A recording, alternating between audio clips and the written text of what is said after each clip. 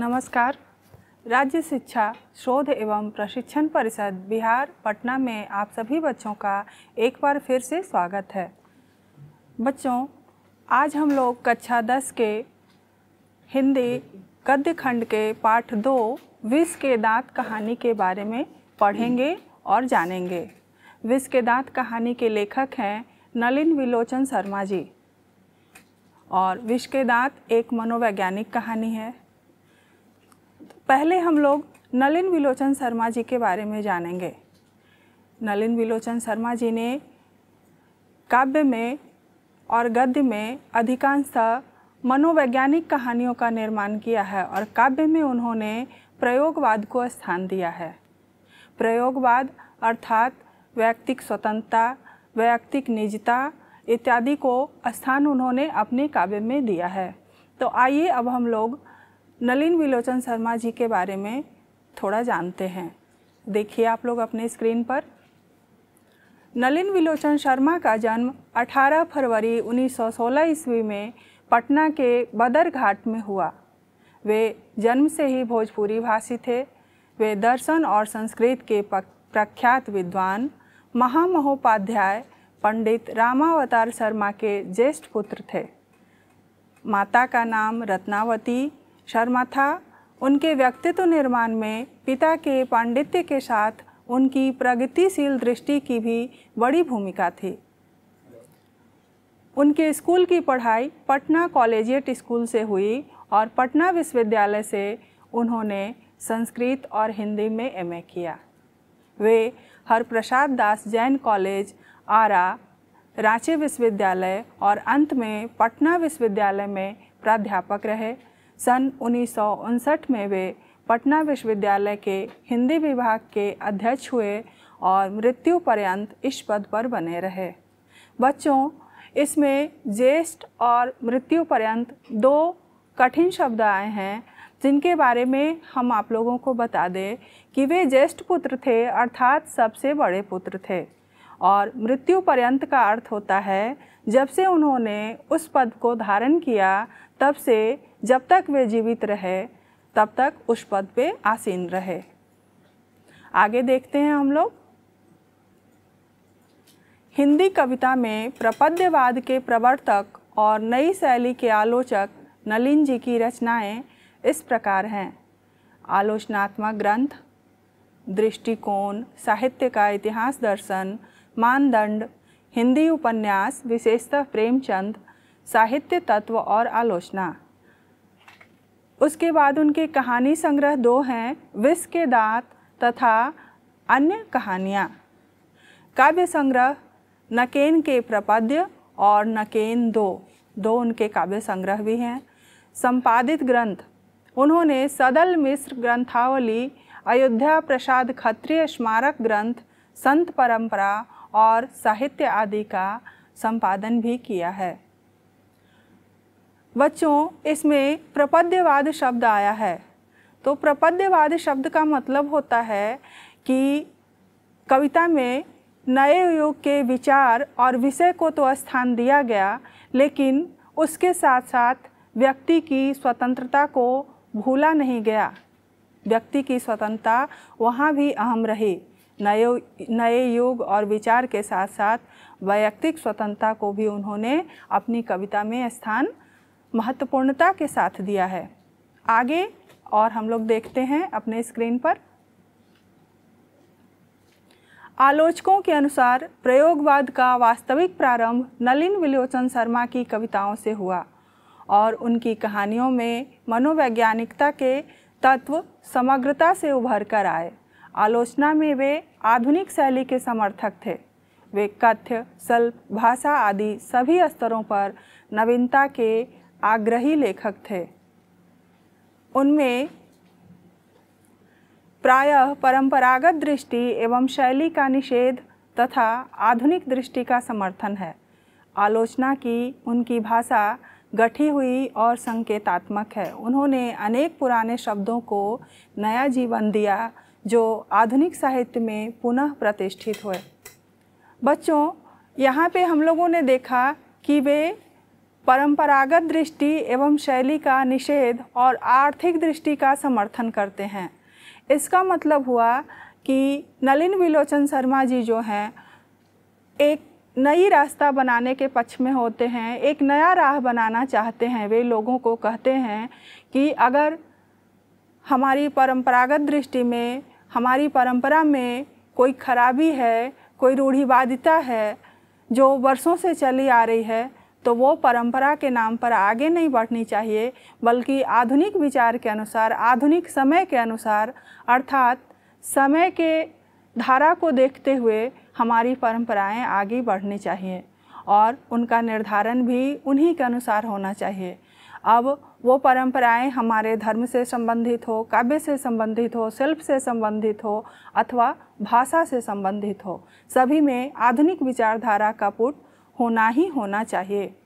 बच्चों, अब हम लोग अपनी कहानी, जो आज का हमारा पाठ है विष के दांत, उससे संबंधित कुछ महत्वपूर्ण बातों को जानेंगे कि ये कहानी क्या महत्व रखती है गद्य खंड में, गद्य साहित्य में इसका क्या स्थान है। तो देखेंगे हम लोग अपने स्क्रीन पर। यह कहानी विष के दांत तथा अन्य कहानियाँ नामक कहानी संग्रह से ली गई है। यह कहानी मध्य वर्ग के अनेक अंतर्विरोधों को उजागर करती है। कहानी का जैसा ठोस सामाजिक संदर्भ है, वैसा ही स्पष्ट मनोवैज्ञानिक आशय भी।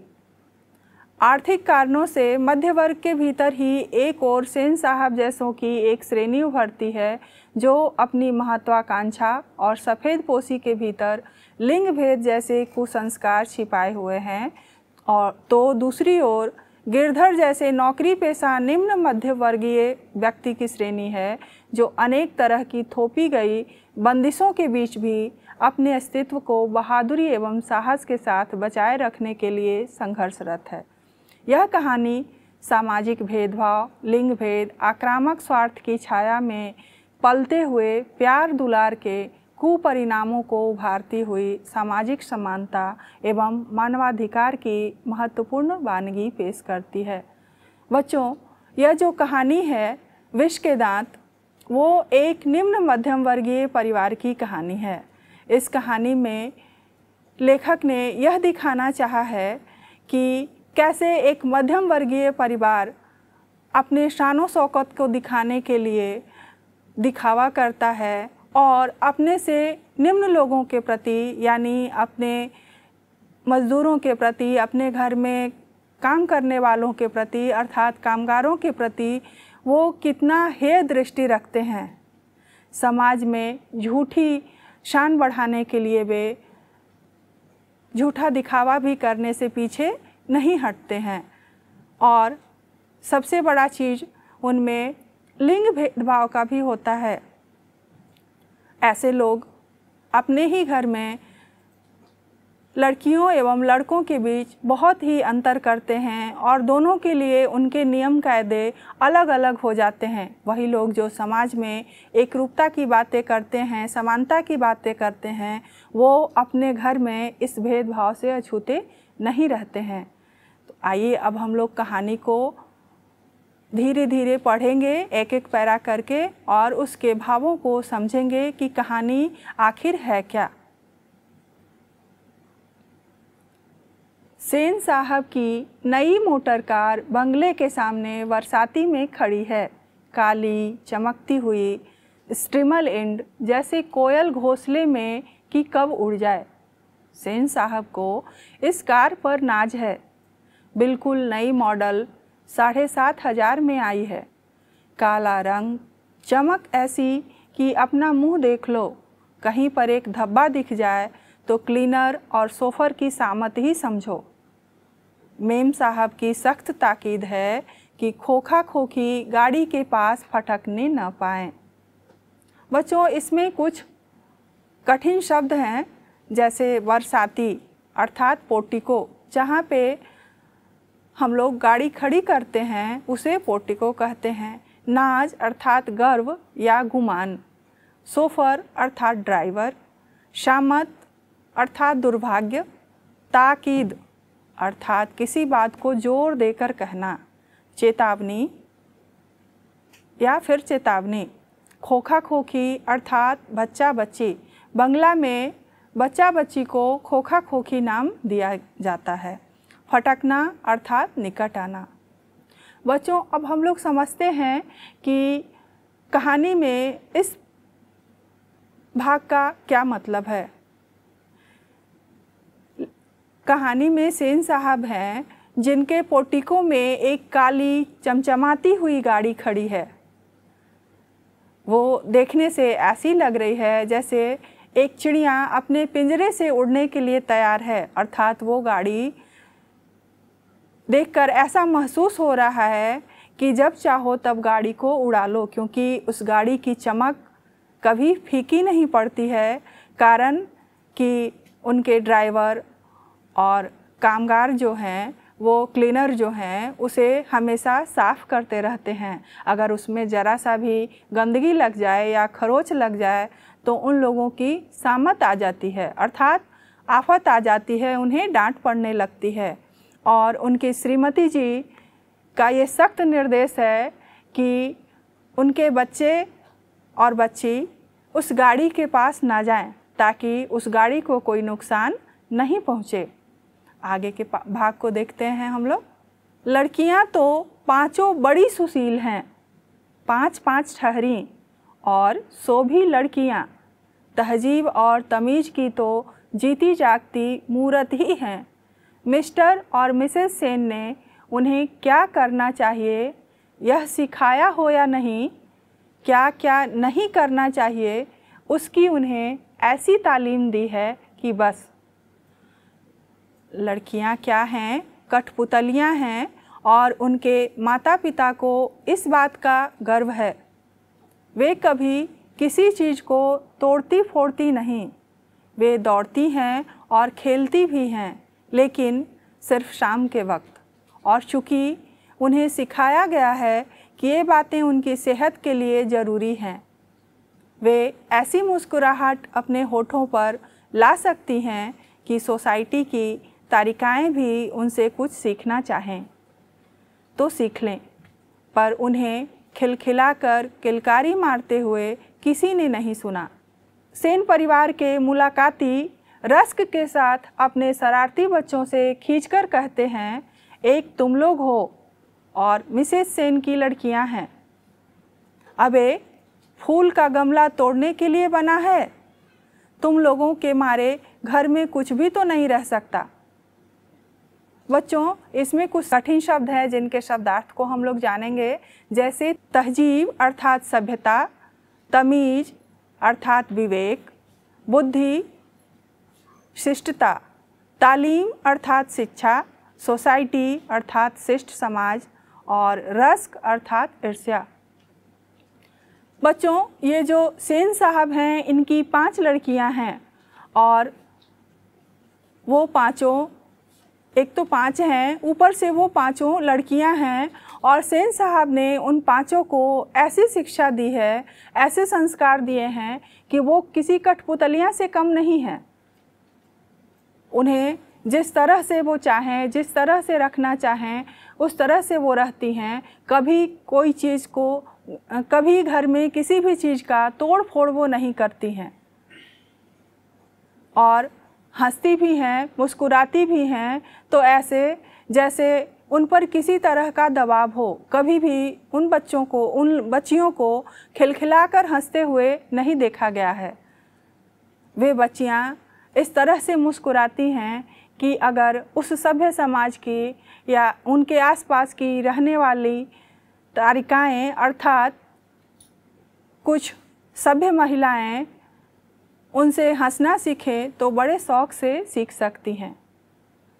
वो शाम में खेलने भी जाती हैं, लेकिन बस इसलिए क्योंकि उन्हें ये सिखाया गया है कि खेलना सेहत के लिए आवश्यक है, नहीं तो उन्होंने खेलने भी जाना नहीं था। आगे देखते हैं बच्चों, आगे की कहानी क्या है।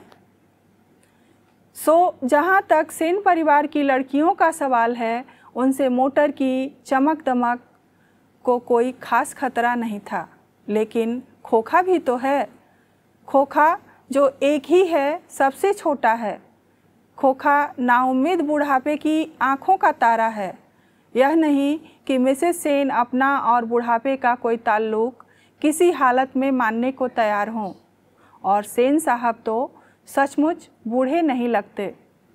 लेकिन मानने लगने की बात छोड़िए, हकीकत तो यह है कि खोखा का आविर्भाव तब जाकर हुआ था जब उसकी कोई उम्मीद दोनों को बाकी नहीं रह गई थी। खोखा जीवन के नियम का अपवाद था, और यह अस्वाभाविक भी नहीं था कि वह घर के नियमों का भी अपवाद हो। इस तरह मोटर को कोई खतरा हो सकता था तो खोखा से ही। इसके कुछ कठिन शब्द हैं, जैसे ताल्लुक अर्थात संबंध, हकीकत अर्थात सच्चाई वास्तविकता, आविर्भाव अर्थात उत्पत्ति या प्रकट होना, अपवाद अर्थात जो सामान्य नियम के अनुरूप नहीं हो उसे हम अपवाद कहते हैं। बच्चों, अब हम लोग सेन परिवार के बच्चे के बारे में जानते हैं जिसे खोखा कहते हैं, और उसका नाम कासू है। वह उस परिवार का एकमात्र बच्चा है, और वो बच्चा उनके बुढ़ापे के नाउम्मीद बुढ़ापे का सहारा माना जाता है, क्योंकि उस बच्चे का जन्म तब हुआ है जब उन्हें उसके जन्म की कोई उम्मीद नहीं थी। हालांकि सेन दंपति यह मानते हैं कि वे बूढ़े नहीं हैं, कहीं से भी उन्हें बूढ़ा नहीं कहा जा सकता, उनमें बुढ़ापे के कोई लक्षण नहीं हैं। फिर भी मानने को तो कुछ भी माना जा सकता है, लेकिन उनके उम्र और समय के तकाजे को देखते हुए हम यही कह सकते हैं कि खोखा जो है उनके नाउम्मीद बुढ़ापे का एक उम्मीद था। और चूँकि उसका जन्म बहुत समय बाद हुआ था और परिवार का एकमात्र लड़का था, इसलिए वो सेन दंपत्ति की कमजोरी भी था। सेन दंपत्ति उसके हर जायज़ नाजायज़ बातों को माना करते थे, उसे किसी भी प्रकार की रोक टोक नहीं थी। अगर उनकी चमचमाती गाड़ी को किसी चीज़ से खतरा था तो वो खोखा ही था, क्योंकि उनकी लड़कियां तो बहुत ही सभ्य थीं। आगे देखते हैं कहानी क्या कहती है। बात ऐसी थी कि सीमा, रजनी, आलो, शेफाली, आरती पांचों हुई तो उनके लिए घर में अलग नियम थे, दूसरी तरह की शिक्षा थी, और खोखा के लिए अलग दूसरी। कहने के लिए तो सेनों का कहना था कि खोखा आखिर अपने बाप का बेटा ठहरा, उसे तो इंजीनियर ही होना है। अभी से उसमें इसके लक्षण दिखाई पड़ते थे, इसलिए ट्रेनिंग भी उसे वैसी ही दी जा रही थी। बात यह है कि खोखा के दुर्ललित स्वभाव के कारण सेनों ने सिद्धांतों को भी बदल लिया था। अक्सर ऐसा होता है कि सेन परिवार के दोस्त आते हैं, भड़कीले ड्राइंग रूम में बैठते हैं और बातचीत के लिए विषय का अभाव होने पर चर्चा निकल पड़ती है कि किसका लड़का क्या करेगा। तब सेन साहब बड़ी मौलिकता और दुरंदेशी के साथ फरमाते हैं कि वह तो अपने लड़के को अपने ढंग से ट्रेंड करेंगे क्या, कर रहे हैं। आजकल की पढ़ाई लिखाई तो फिजूल है, वह तो उसे अपनी तरह बिजनेसमैन या फिर इंजीनियर बनाना चाहते हैं। अब देखिए ना, सेन साहब कहते हैं खोखा 5 साल का हो रहा है, लोग कहते हैं उसे किंडरगार्टन स्कूल में भेज दो, लेकिन मैंने अभी यही इंतज़ाम किया है कि कारखाने का बढ़ई मिस्त्री 2-1 घंटे के लिए आकर उसके साथ कुछ ठोक पीट किया करे। इससे बच्चे की उंगलियां अभी से औजारों से वाकिफ़ हो जाएंगी। हिंदुस्तानी लोग यही नहीं समझते। बच्चों, इसके कुछ कठिन शब्द हैं, जैसे दुर्ललित अर्थात लाड़ प्यार में बिगड़ा हुआ, ट्रेंड अर्थात प्रशिक्षित, दुरंदेशी अर्थात दूरदर्शिता समझदारी, फरमाना अर्थात आग्रहपूर्वक कहना, फिजूल अर्थात फालतू या व्यर्थ, वाकिफ अर्थात परिचित। बच्चों, इस भाग में लेखक ने यह कहा है कि चूँकि खोखा उनका एकमात्र लड़का है, इसलिए वो ये कहते हैं, लोग कहते हैं कि ये भी इंजीनियर ही बनेगा क्योंकि ये अपने बाप का बेटा है। बाप का बेटा तो सभी होते हैं, लेकिन उसके कहने का अभिप्राय है लेखक का यहाँ पर कि ये जो है पूरी तरह से गुणों में अपने पिता के ऊपर गया है।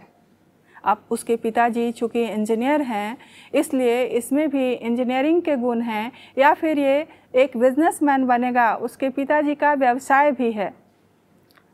वो उसे बनाना तो बिजनेसमैन चाहते थे, लेकिन जब उन्होंने देखा कि इसका किसी काम में मन नहीं लगता, ये ज़्यादातर तोड़फोड़ ही करते रहता है, तब वे हार कर लोगों से कहना शुरू कर दिए कि इसमें इंजीनियर के गुण हैं और मैं इसे इंजीनियर बनाऊंगा।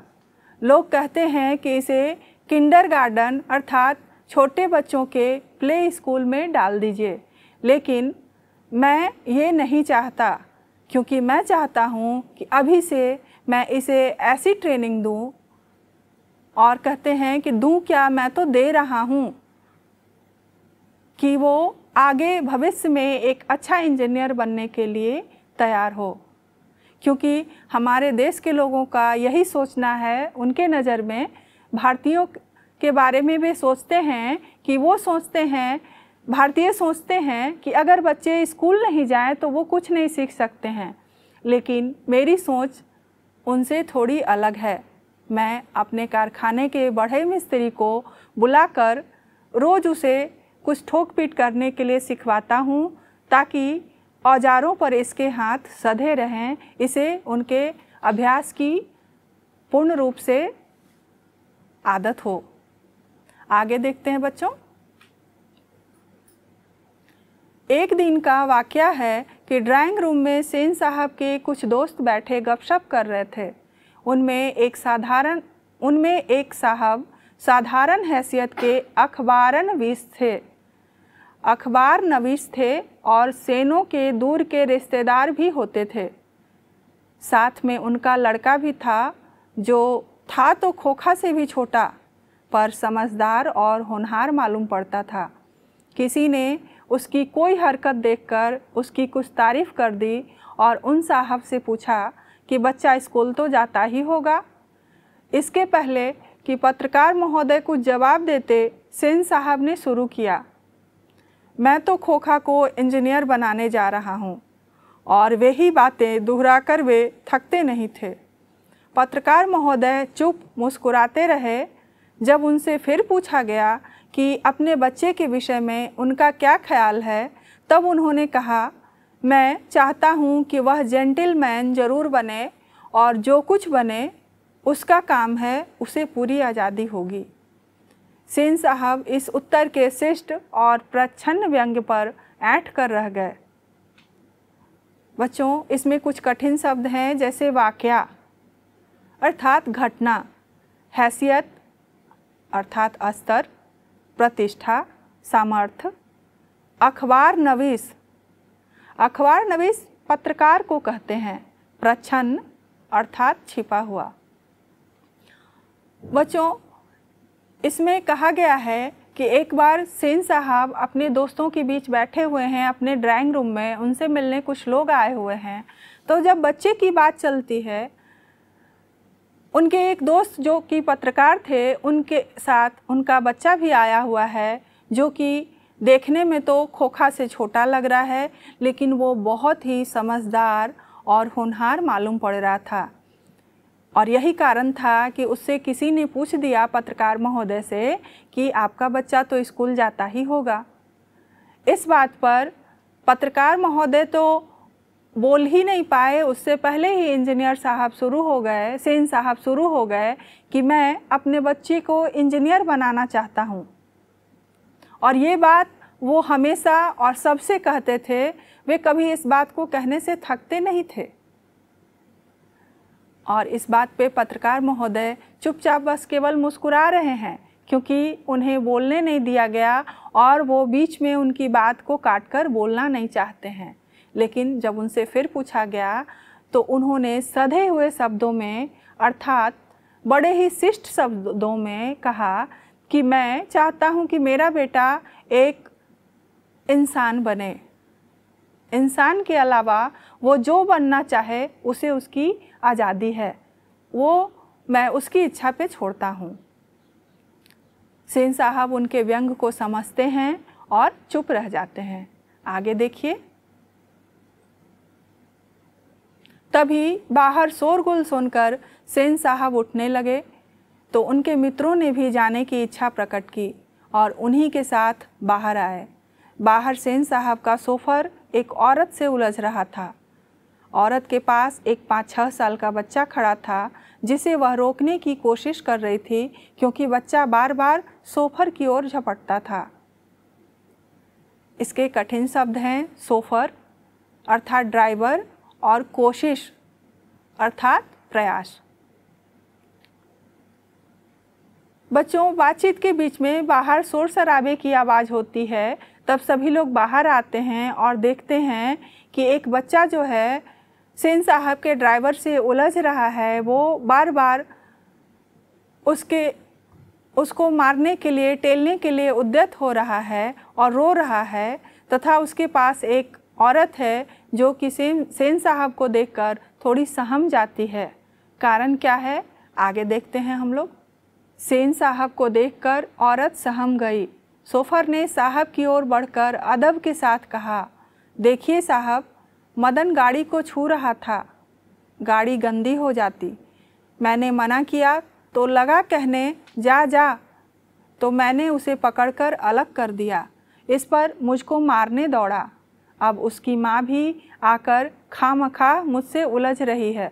मदन की माँ कुछ कहना चाहती थी लेकिन सेन साहब के सटे होठों को देखकर चुप रह गई। सेन साहब ने बड़े संयत पर कठोर स्वर में कहा, मदन की माँ, मदन को ले जाओ और देखना वह फिर ऐसी हरकत न करे। मदन की माँ अपने बच्चे के बाएं घुटने से निकलते हुए खून को पोंछती हुई चली गई। ड्राइवर ने शायद धकेल दिया था और वह गिर पड़ा था, लेकिन एक मामूली किरानी के बेटे को सेन साहब के ड्राइवर ने धक्का दे दिया और उसे चोट आ गई, तो आखिर ऐसी कौन सी बात हो गई। बच्चों, इसमें कुछ कठिन शब्द हैं जिनके शब्दार्थ हम जानते हैं, जैसे अदब अर्थात शिष्टता, सभ्यता, और खामखा अर्थात बेमतलब का फिजूल। आइए देखते हैं कि कहानी में क्या कहा है लेखक ने। इस कहानी में ये दिखाया गया है कि जैसे ही सेन साहब बाहर आते हैं वो औरत सहम जाती है और सहमने का कारण ये होता है कि पता नहीं साहब अब कितना गुस्सा करेंगे। ड्राइवर ने उस बच्चे की शिकायत की उस बच्चे का नाम मदन था और उसकी शिकायत की ड्राइवर ने कि ये गाड़ी को छू रहा था और मैंने मना किया तो मुझे गुस्सा कर बोलने लगा, जा जा कहने लगा।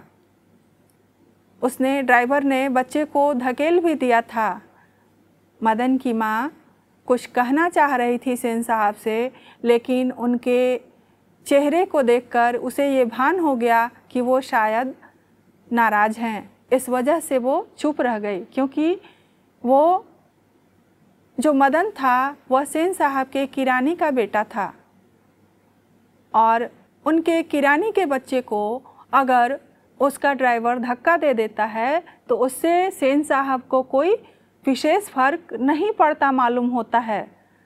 उस बच्चे के पैर के घुटने से खून निकल रहा है जिसे उसकी माँ पोंछते हुए घर ले जाती है और सेन साहब उसे कहते हैं, हिदायत देते हुए, कि ध्यान रखना कि आगे से ये ऐसी हरकत ना कर पाए।